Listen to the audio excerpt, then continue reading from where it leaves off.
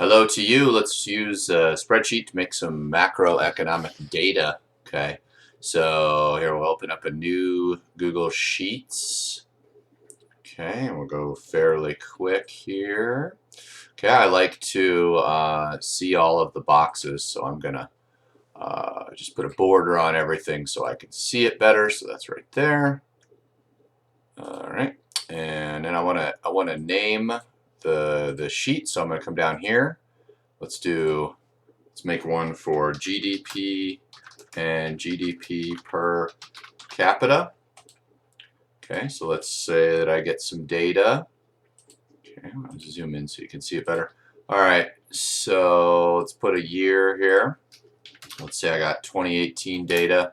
Let's say I find that let's do consumer spending, investment, which means spending by businesses, government spending, export value, and import value. Okay. So let's say that I've got a problem and I'm told that the consumer spent 120, we'll say that this one is in billions. Okay. Let's say that I'm told 20 billion on investments, 50 billion on government spending, and I find that this country exports $10 billion and imports $15 billion. So if I want to know the nominal GDP, I'm going to write a formula, a way to tell spreadsheet you want to write a formula. I hit equals. Okay, and then I'm going to click on cells. Okay, so the top part, these are called columns, these are called rows. The row column combination, I can just click on it with my mouse, so that's C2. I want the data out of there.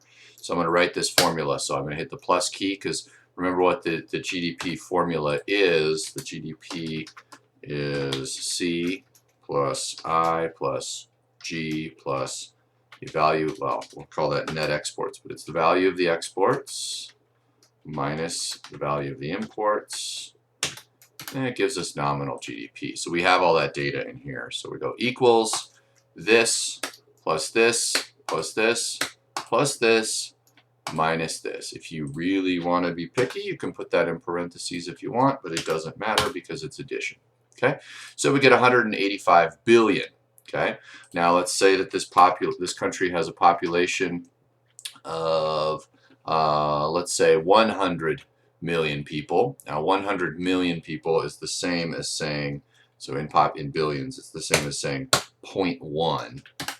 Okay, and so then if I want to know the GDP per capita, okay, because I'll write the formula over here for you, GDP per capita equals the nominal GDP or the real GDP divided by the population.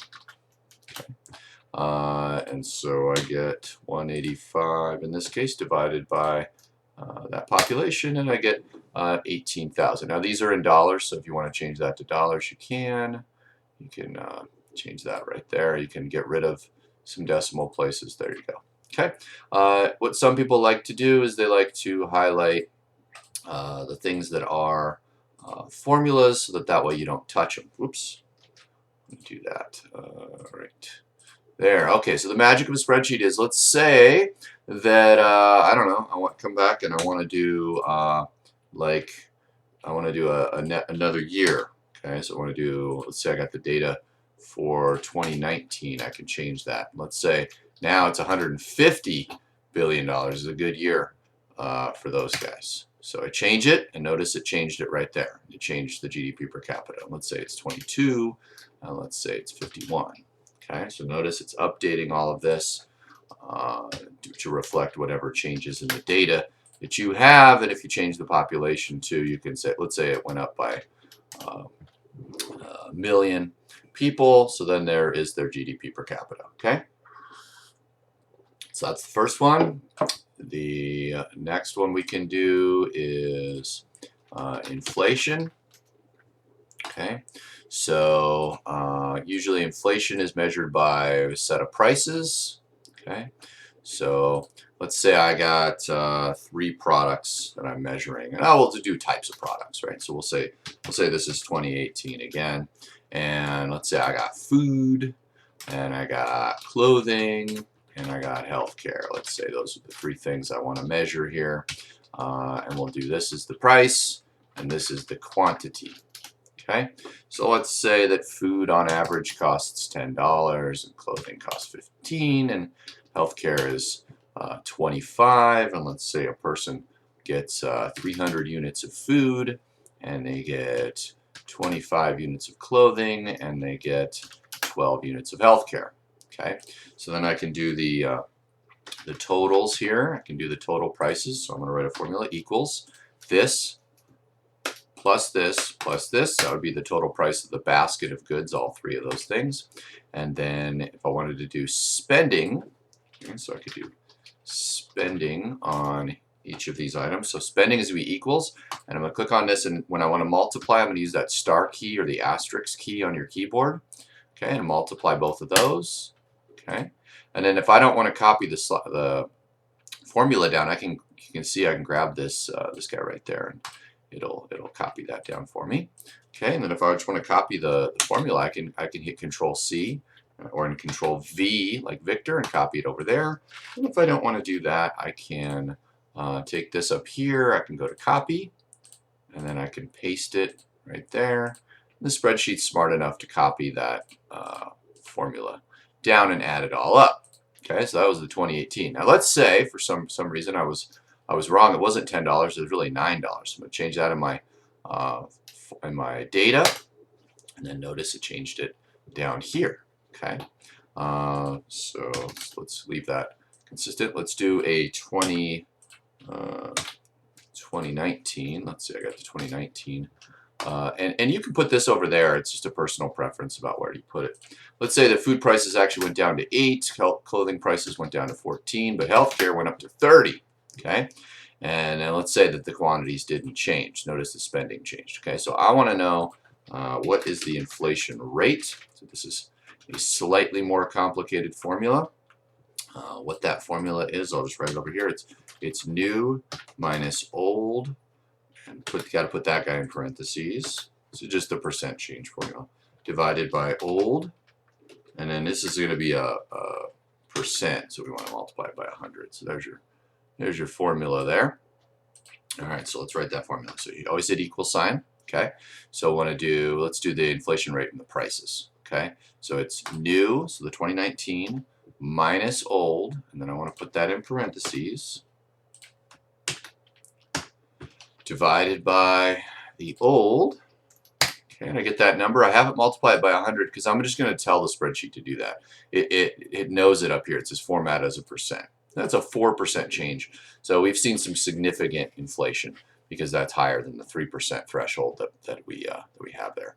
All right, last little spreadsheet we're going to make here. Let's do unemployment and labor force participation rate. Okay, so this one we can do in columns. So let's do years, and I like to make the borders on there so it kind of looks better. Okay, so we got years. Let's say we got 2017, 2018, and 2019. Let's say I've got a population in a country.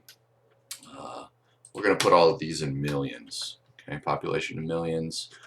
Let's say that labor force in millions, and then the unemployed labor force, and then I want to know the unemployment rate, okay, or the unemployment percent, and finally I want to know the labor force participation rate. So relevant formulas, I'll just write those over here for you. It's the unemployed labor force divided by the labor force, and that will give you the unemployment, whoops, over here, the unemployment rate. Okay, and then the labor force participation rate is the labor force divided by the population. Both of these need to be multiplied by 100, so I should probably write that there to turn them into percent. So we're going to tell the spreadsheet to just do that. Alright, so let's say I got this population of 100 million, and then it grows to 102 million, and then it's like 100, baby boom happens, it's 105 million. Let's say labor force is 70, then it's 74, and then it's 73. And the unemployed in the labor force, let's say that there are 7, 6, and 5. Okay, so the unemployment rate, I'm just going to write the formula here. It's the unemployed in the labor force divided by the labor force. It gives us 0.1, we turn it into a percent. Boom. So that's 10%. Okay, I'm gonna get rid of one decimal there. So 10%. Now I don't have to, I can do the formula, write it again, or I can just grab this little cross thing there, copy it down, and we can see the unemployment rate has fallen. Now labor force participation rate right down here. This is the labor force divided by the population. I can even do that in my head. It's 70%. And then I'm going to take format as a percent and get rid of one decimal place there and copy that formula. And I got it. Okay, so and then this way, if I had another year, if I find out the 2020 data, I can just copy those formulas down and it'll update for me. Right? See, it doesn't have data there yet. Let's say that the population is now 106 million and labor force is now 80. Notice it's updating that, and let's say that 6 million are out of work, and then that updates for us. Okay, so that's the power of a spreadsheet. That's how to do the spreadsheets.